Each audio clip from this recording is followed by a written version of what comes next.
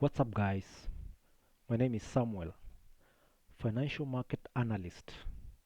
In this video, I'll be showing you how to identify a trend continuation using pure price action. We are looking at Litecoin versus US dollar on the 4 hours time frame. Now, to identify that this is a trend continuation, we need to make sure that the price stays below the lowest low of the previous pullback. Let me show you here what I mean. And because this is a bearish market, we need to see higher lows and lower lows. We have high here, higher low, higher low, higher low, higher low, and we have low here, lower low, lower low, lower low, lower low, and lower low. Now, the market should stay below the previous low,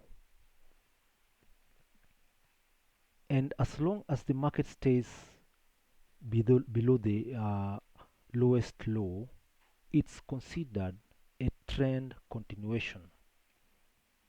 We can see here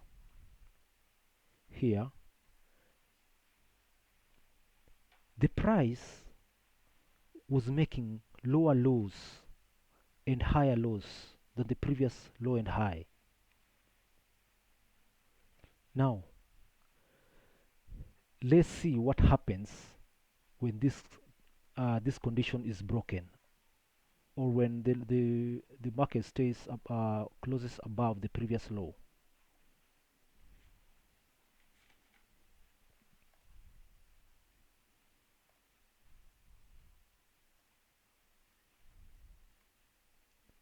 Now, this was our previous lower low. The price closed above this previous low here. So this means it's no longer a trend continuation. If we draw a trend line here,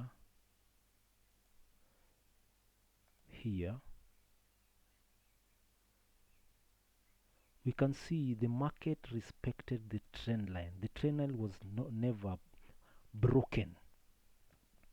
Now, the market went into consolidation here before finding another trend here going down.